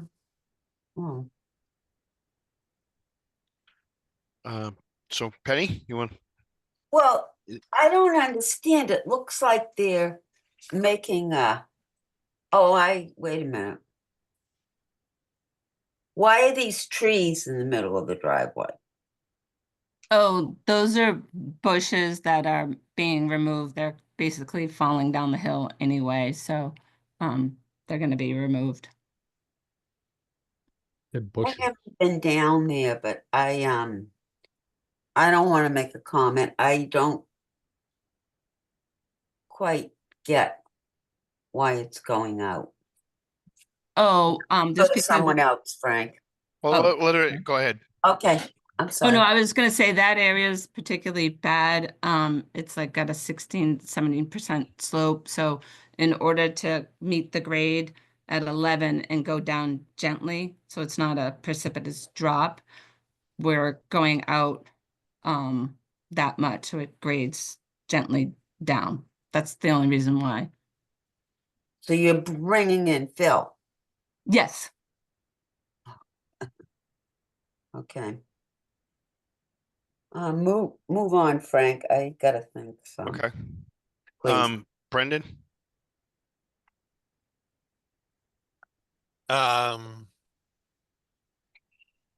Yeah, so so we're bringing in fill to the 50 Yeah.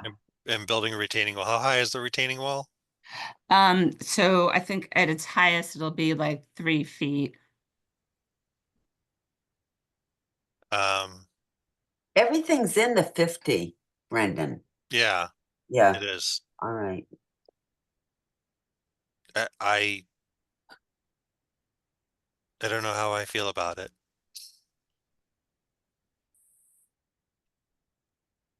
Well, let's keep moving for a minute here. Eric? Okay.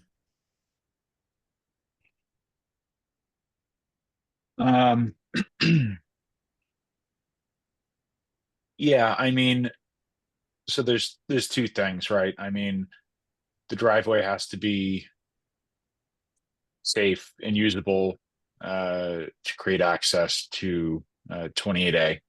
I think that's needed. How that driveway is shored up, this feels aggressive, just because of the fact that it's entirely within the 50. The amount of fill to come in also feels a little aggressive, considering that looking at the site, it appears as it's wide enough for 2 cars in front of the garage. This feels more like an expansion of that area in terms of enabling more of a turnaround situation than it does just shoring up the existing 2-car width driveway access to that garage area. And I think that increasing the gravel driveway into the 50 substantially, which based on the plan view here, feels like it is. It seems like there should be another way to address this issue. Okay. If anyone has any other comments on that. Where have I left out? Richard? Yeah, I agree with Eric. Would have seemed to me that the wide turnaround perhaps could have been avoided. If I'm reading it right, it looks like the driveway was not that way. If those bushes were there or are there and are going to be removed, it would seem to me more of a straight shot back rather than the big curve around, so that the fill, or certainly the amount of fill, would not be needed. And if there has to be a wall at all, it would be straight along the edge of the driveway. Yeah, I agree with Eric. I think it's a little aggressive. I understand that the driveway needs to be repaired. I don't have a problem with that, especially where it's gravel. Is the driveway going to remain gravel? Yes. Okay. So right now, your existing driveway is this. I guess I'm a little confused. There's like a second line, Mrs. Coletti, that runs. Yes. So it is confusing. So the house originally, where the 50-foot area, that was owned by someone else, and then that area was bought by my mother, the former owner of the house. And so there was like two easements basically running there. So there Okay. was two, and so now that no longer exists because we own both lots. So Okay. okay.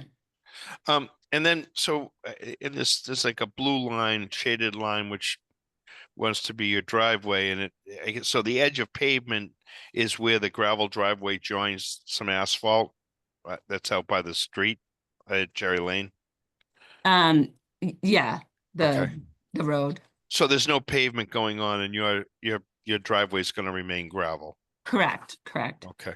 So then, right now, roughly where would you say the line of your existing driveway? Like, does it follow the blue line but head more towards the garage as opposed to the bump out or the radius? Yeah, so it's kind of tough. So you're speaking following the blue line as if you're coming in from the street. Yes. Yeah, so that area there, it skirts sort of around those bushes. But as you come to the garage, I think they were speaking about like being able to like back out and turn around. It's really tricky if you try to use that parking area to the right of the garage and back out, because you literally start sliding down the hill. It's super tight because Janet, there's I'm so just much erosion. So the thing is that if you're talking about being aggressive, the only reason why we're doing that is if you put a wall right there at the 11-foot grade, it's going to be a really tall wall. And then as I understand it, that would interfere with natural flow down to the marsh. So we were trying to mitigate that by coming out a little further with a gradual slope down to a 3-foot wall. The thing is, if you shorten that area, you can, but you're just going to have a really tall wall, and you're going to have flow issues. So that's my dilemma. I'm open to suggestions on how to do that in the area. Jen's been out to the site, and she may be able to speak to it in a way that I can, as I'm not, professional. Sure. So just the commission's purview is to try to protect the marsh, and then we have a buffer to the marsh, which is typically 50 feet, that we try to see things not get developed any more than they have to. In this case, you already have a driveway and a home there. So we try to look at each project and say, you know, is there something that we can work with here, to make it usable from the applicant, at the same time have some benefit to the marsh or the wetland that's adjacent to this. So what you're proposing is sort of encroaching on the marsh area, with the changes that you have here. And I sort of get it, that you're trying to have a little bit more of a space there. But also we want to see that area is somewhat protected and things don't get overdeveloped. So just thinking out loud, if there's any way that retaining wall could get moved in a little bit closer to the garage. I understand what you're trying to do and have room enough to get around. If the retaining wall could be tighter, a little bit tighter to the garage, it would seem like as the wall moves in, the wall wouldn't be as tall. Yeah, would. So it wouldn't get taller if the grade is sloping away and you move the wall closer to the house, then theoretically the retaining wall wouldn't have to be quite as tall. Now the other option is possibly, right now you have lawn that pretty That's what much I was thinking. goes right to the marsh. Yeah. If there was some sort of, we call it mitigation, if there's some plantings or other things that could be done. So along where your lawn joins the marsh, if there was a row of plantings that Eric is pretty good at rattling off a few plants that would be planted along there, to benefit the wetlands or the marsh, would be something that the commission would or could look favorably on as well. Sure. And Frank, I just want to add, Yeah, you know, in the spirit of what they're trying to achieve in terms of getting more access, I think pinching in that retaining wall, but then there is seemingly opportunity both on the plan view here that was provided to the commission, as well as just looking at the satellite. There is some lawn space to the left of the garage that, you know, if you pinch in that retaining wall closer to the 50-foot buffer zone line and then bow out on the opposite side of the driveway where that straight blue line goes to the left front corner of the garage, and you know, heading it towards the house itself, then we're sort of working together here to realize the issue in turning around and backing up and maneuvering in that space, while also reducing the impact to the 50-foot buffer zone. So that's just something that, you know, it sounds like Richard was also mulling over as well. Sure. Oh, sorry. Can I speak, or is it sure. the committee's turn? So that would be great, except for that's where our septic had to be moved to. And we can't have any cars driving over in that area. So the septic's in front of the house, you're saying? Yeah, yeah. Okay. Might suggest that we continue this. Maybe either you could come into the office or whatever and see if you could just work out. Maybe I don't know who developed this plan for you. Oh, it's just my husband and I overlaid it on. Okay, so so maybe provided at the office. Rather than if you could maybe come in, maybe take a look at this with Josh or Jen, and maybe redefine that just a little bit, and then maybe think about some plantings or something along the marsh. Maybe a combination of those things. We're really not trying to re-engineer your project, but maybe we can help you with that a little bit and come up with something that the commission would look favorably on. It's still pretty early in the season. We could move this along pretty quick, I think, if that made any sense. Sure. So I don't need to set something up. I can just come in. Why don't you give a call first? Yeah. and just check with Jen or Josh, and we can continue this out just a little bit and get that something that we can condition. All right. Jen, how soon can we get that I mean, back on? it's if we want to continue it to the next meeting next week. The I third, mean, yeah, otherwise 'cause the 17th is pretty full at this point, and I don't want to put it off to the 31st. But I think we're looking for ideally less going into the 50, right? Like Yep. trying to pull that in more. And it doesn't mean that the wall needs to go all the way down to the bottom. It's just something enough to build up your driveway a bit more. And do you have anybody you're planning on working with to do this, to get some insight from them also? No, I hadn't. This was just step one Okay. for me. So, yep.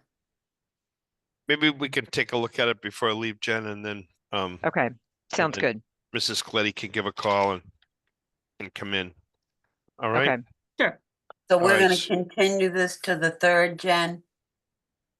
Is it Yes. the third? I make a motion, Yes. we continue to the third. On. That's motion from Lane. Penny, I will second that. second from Brendan, all in favor. Richard, Yes. Eric, Yes. and Frank, yes. Great, thank you. Thank you. And then we're going to go to 162 Jericho, and it looks like they've requested to withdraw their application. Correct. They've actually filed a notice of intent, but they are withdrawing their RDA. Okay. So do we have to do anything with that? No, I make a motion to accept the withdrawal?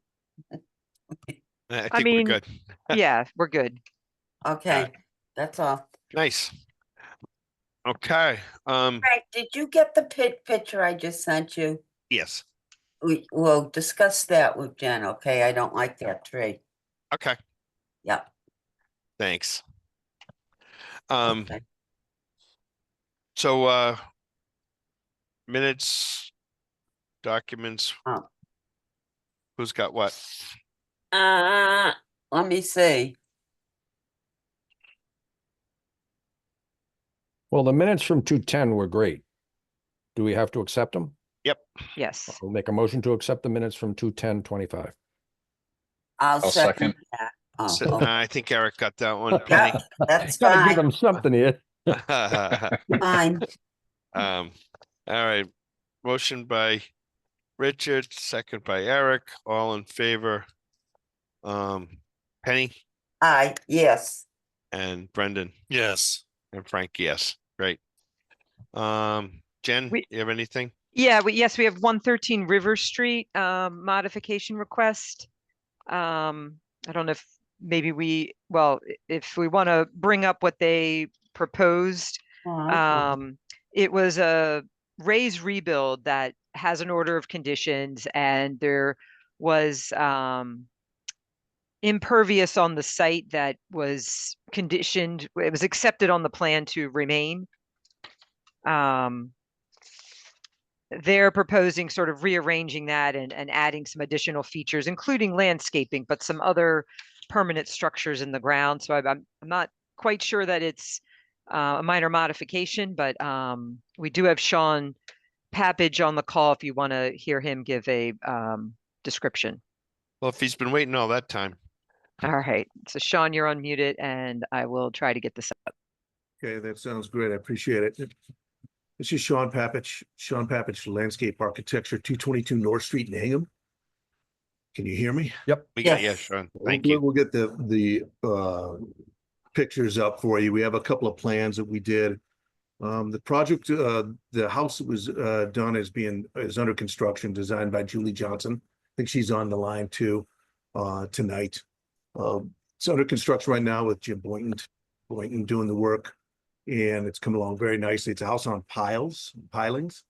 And I think what happened on this project is not uncommon with what we have quite a bit, is that we have a situation where a project is approved without really a lot of consideration on the landscape end, and really that hadn't been considered or even thought out really at the time of approval about 2.5 years ago. So then we got involved late last summer into the fall. And I have another document that describes some site coverage. But if you can see, hopefully you can see the house on this plan that Jen pulled up for you. Essentially, it's more toward the center. I can't really point to anything, I don't think. No. But it's toward the middle of the page. Everything kind of on the left side of the house, if you can see it, currently is asphalt. The entirety of the property then, from the base of the house till beyond the body of the house, was approved in 2022 to be pavers, permeable pavers. The asphalt that's existing in the front part of the property, which runs from property line to property line, was approved to remain. And then there was really just left a blank space in the back, the rear, which is on the right-hand side of the page in the east.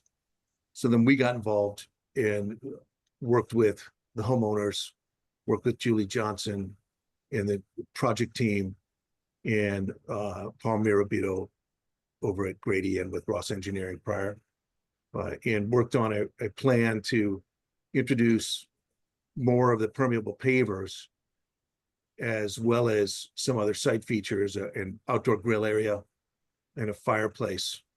And then an extensive amount of plantings, which there was 0 plantings on the approved plan. I'm not sure if you have access to that at all, Jen, or if it even matters from a graphic standpoint. It's a pretty bland plan because it just shows the house itself. So what we proposed were to still use permeable pavers for everything, but in terms of kind of a site coverage, hopefully you can see on the plan what we have for planting beds. You see the circles inside of them. You can also see the pavers that we've kind of laid into the body of the house, which is underneath. We'd be sitting underneath the house, essentially a story underneath the house on pilings. Went in and added all native, substantially almost all native plant material with a handful of exclusions, and that we use some ornamental hydrangeas in a few spots, but primarily native plants. We removed all of the asphalt from the plan, so 0 asphalt, so zero when it comes to impervious surfaces that are as a paved surface. So in the front of the house, which is on your left-hand side off of River Street, we're proposing permeable paving bands, essentially wheel runs, and some plantings along the edges, and then crushed stone, and some either lawn areas would be dropped on lawn, or if you prefer them to be faux turf that's permeable and is not lawn that is maintained, we could look at that also. You have plantings along the sides of the property. And then as you go to the rear, essentially you have a walkway that's underneath, which was approved to be all pavers at that point. And what we did was made a walkway going through to the rear area that is then outdoor living areas, essentially a terrace area with more lawn, or if you would prefer it to be faux turf, that is again permeable, but is not something you mow or fertilize or anything like that, which we wouldn't fertilize anything there anyway. And then substantial amount of plantings in the rear area. And Jen, if you have, do you have that site coverage one that's got some color on it at all? The site coverage plan. There we go. Yeah. Thank you. This may help a little bit, and it just kind of blocks off the areas and colors, kind of takes out some of the detail that we showed on the previous plan, but just describes the site coverage. And in this case, what we did with the site coverage is we reduced any of the areas that were paved pretty substantially. What you had was about 1,100 square feet of asphalt paving and about 2,500 square feet of permeable pavers, and 0 plantings is what were approved. And on the new plan, we end up with about,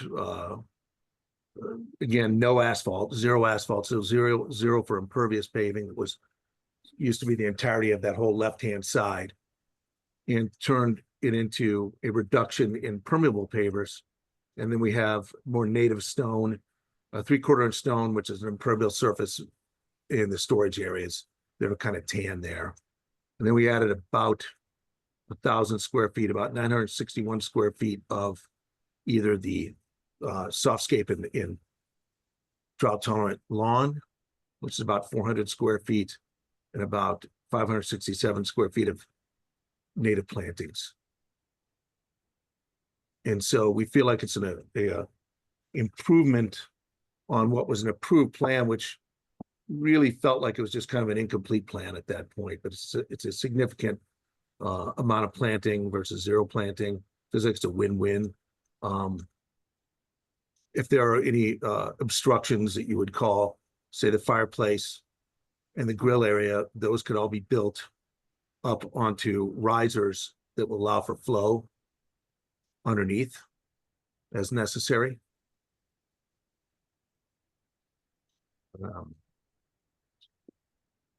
Generally, that covers enough, I think, to at least maybe have some comment and be available for certainly questions, if that's helpful.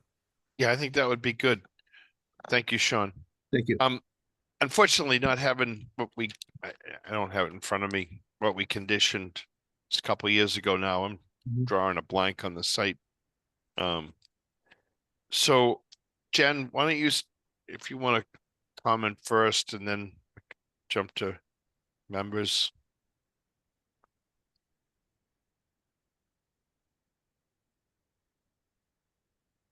So You're not. She's muted. Through Jen. You're muted, Jen. You've been muted. Hi. So just to say, I think that it's Hummerock, so it's all barrier beach. The site is land subject to coastal storm flowage, with some of it being in velocity. So although I do think there's a lot of improvements here with the landscape and some of the better surfaces, there's also a lot of other new things introduced to the plan. So I'm not quite sure a minor modification is appropriate. We've got, I mean, the fireplace, the outdoor kitchen. I still don't think those are, I mean, as a permanent structure in the ground, I don't think those are approvable. But beyond that, there's other features being added in that might be fine. I think will take a little bit more time to review than right now. Yeah. Well, Richard, you're the. Yeah, my first thought when I saw those information come through today is this is more than a minor modification. And I agree with Jen completely. I think this is something that probably has to go through the whole process and be advertised. We've got the neighbors to consider as well. I like a lot of the things that they're planning, but I think it has to go through the process. Penny? Yeah, I'd say, and they do have to go through the process, but I think, and if we are gonna go through the process, you should definitely, everything has to be up off the ground. Okay, I don't know how that goes with a kitchen. Just a word of advice, because there's just no way I'm gonna approve a kitchen, an outdoor kitchen that's in the ground out there. You know, we do get storms, you do get storms, so I like the plantings, but I think this is an NOI. Well, so they could amend it. They could amend their. Oh, yeah, you could amend. Yes. Okay. So it's already, we already have an approved project. No, you're They're right. looking for changes. So in an amended project, we would advertise it. Right. And then maybe get a little bit I'm more sorry, info. I misspoke. Okay. Nope. Brendan? I agree with what's been said. I don't have anything additional to add. Yeah. Eric? Yeah, so I think just to give comment generally on the presentation, definitely would not favor synthetic turf. Also, while I appreciate the plant list being predominantly native, with a, an example like bearberry, very much suited to the environment. There are others, Archistophilus uber-ursi is something that exists in these dune and sandy environments. I do have concerns about the viability of the other proposals on this list. I think that maybe going back and reviewing the soil conditions that are currently present, unless there's excavation and bringing in of amended soil to sustain some of the suggested plantings on here. I think a more native palette for a sandy dune environment would be more appropriate here, just for the success of it, without significant irrigation throughout the life of these beds that are being proposed. And then also looking at the structures that are being proposed, the kitchen counter, the grill counter in the kitchen area, as well as the wood burning fireplace. These need to meet certain standards, with waves coming in, being in a velocity zone. There's some concerns here, on the plan as it's being presented right now. So those are my thoughts. Okay, thank you.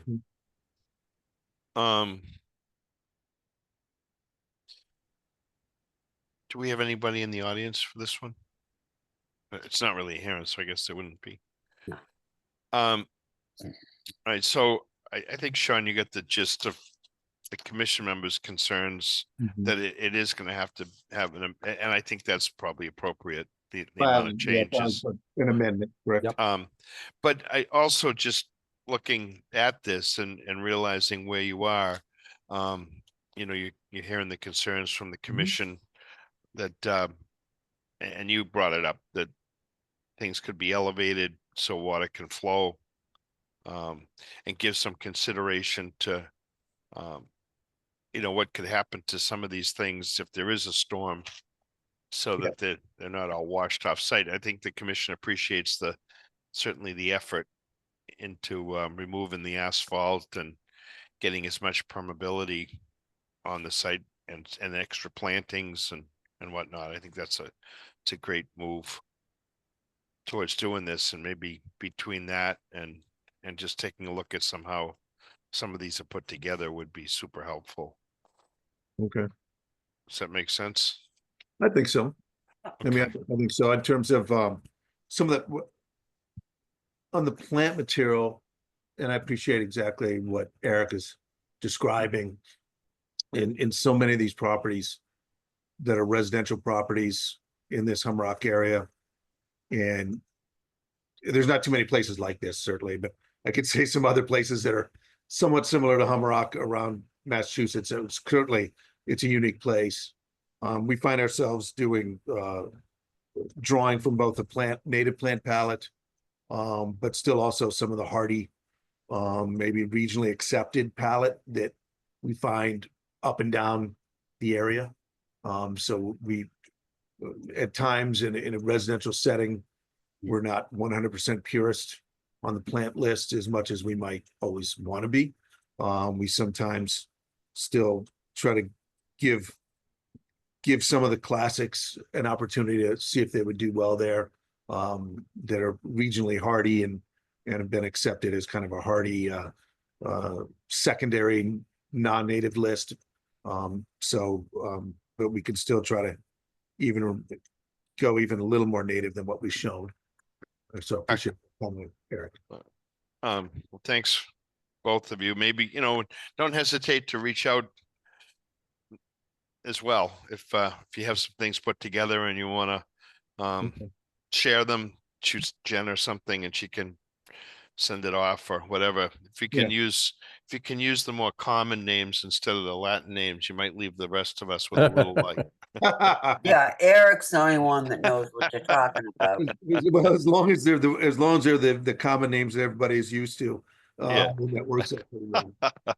Yeah, Sean, I just wanted to point out that if that's what the homeowner wants, that's what the homeowner wants. But just as a professional that deals with these plants on a daily basis, I want to make sure that it's a successful planting project for them. And that was it. That was where the crux of my comment was coming from. I appreciate that. I really do. Yeah. Thanks, Thank Sean. you. So our next move is to look at a Apply for an amendment and we can get on the schedule. Okay. All right. Okay. Thank you Is so there much. is there a form for that, or does he just do that in a letter? Correct. It's a letter and the plan. Would we still, would it be appropriate for the engineer of record, which would be Ross slash Grady, to file that other than? Yes, yes. Okay. Yeah, abutters will need to be notified Right. and, we'll do a legal ad as well. but take a look at the performance standards in those zones, just to be sure that you don't have to double back on some of that. It gets more tricky Okay. in that area. Right. All right. Okay. Thank you. Thanks. Thank you. Okay. Anybody else? So I had a request from, we get the entrance to the Crosby property, and then we have the folks that are doing Appleton Farm. And so I was thinking we should have another sign that went up below the Appleton, be below the Crosby property, that would say Appleton Field, make folks aware of what's going on in there and going into the farm. I reached out to the folks that had sold Appleton Field, it's Henry and Judy Appleton, about adding maybe the piece Appleton Farm, because people are coming for that now. And instead of getting that way, they said, well, we never really understood why it got called Appleton. It was the Merritt family, which is it's an old West End family. Yeah. And would it be possible to name it Merritt No. Field rather than Appleton? And a little bit of Pandora's box here. But so I don't know how it even got to be. And this was something that Vin Buca called it Appleton Field back when he made the proposal, because it was coming from the Appleton family. So that's how it got named. But Seems just appropriate. didn't know what your so the Appleton Farm Group, they've started down that road and they want to remain Appleton Farm, which makes Good. sense. Yep. But whether we want to consider that being Appleton Merritt Field as opposed to Appleton Field, just want to get some consensus, and I can try to chat with these people. They're very nice and just have thoughts about the property going forward, because there's older names than that. I mean, originally it was all Studley Neck and Yeah. I mean, is there a way to do something like Appleton at Merritt, or I don't know, because I feel like bringing up this to the group that's already formed a 501, I know that like they're sort of invested with that name for the community farm aspect of it. I want to honor what needs to be honored, but then also not create waves where we don't need to create waves. You know what I'm saying? No, I get it. And I wouldn't ask the Appleton Farm Group to change at that point. They're well into it. But, I guess to your point, it could be something like Appleton Farm at Merritt Field. At Merritt's Field, or something to that effect. I don't have a strong feeling about it. I know that that's an old name. The Merritt family name goes way back with a lot of that property. There's things that are older than that. We've been doing, Penny came up with a kind of an interesting thing. We've been looking at this other piece of property to become what was the dish pan, and before it was a dish pan, it was called Hicks Hole. And then there's notes in the archives that actually say that the last Indian camp, they didn't even use Native American back then. Indian camp was about a half a mile from Mungo's Corner in the South Swamp. Yeah. So, pretty cool information, and it makes sense, you know, if you think about it. This sounds like a informational sign to go up at the community farm about the history. I don't know. Yeah. It just seems like an opportunity to bring to light some of this unique history to this property. And in light of it becoming a more community and publicly engaged space, I think having a sign that sort of depicts some of the historic usage of this space could communicate, you know, sort of that lineage. Right. Oh, it gets interesting, and I think this people, you know, our historic society has a bunch of information, and some of Yeah. that stuff could be shared, or it's in a placard or something. But, well, it's already 8:15. My creative part of my brain is pretty well shot, if there was one. I was just gonna say, I I'm don't glad you have. said that. So, we don't have to take that up anymore. We are going to try to work towards a date that we can have an informal get together with commission members, volunteers, and some other things. Maybe that's the topic for that. But okay, Before we adjourn, can I ask Jen Smith one question? Yes. It's ask somewhat as many as affect- you want, No, Richard. just one. So we have a meeting next week, right? Correct. Yes. Then the 17th and the 31st? Correct. Okay, what's the Wow. meeting after that? The meeting after that is Wednesday, April 16th. Okay, thank you. We were trying to just meet once in April. Yeah, well, I knew you Um, couldn't do Monday, the 14th, and I'd forgotten about the Town Wednesday. meeting, Yeah, yeah. Yep, town right. meeting. Okay. I mean, I am a little concerned about one of the continuances tonight and it being a little far out. I think it is day 21. I'm just not sure what to do about that.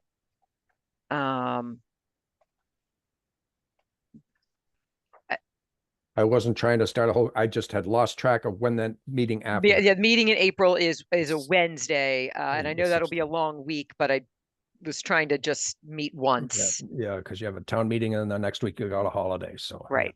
Okay, thank you. That's all I need to know. We can close, we can go home now. Oh, we are home. Some of us. Some of us, yeah. Take a motion. Make a motion to adjourn. Second Second, from Richard. All Yep. in favor, Brendan? Yes. Eric? Yes. Frank, yes. Thank you all very much. have a good Thank night. you. Good Good night. night. Night.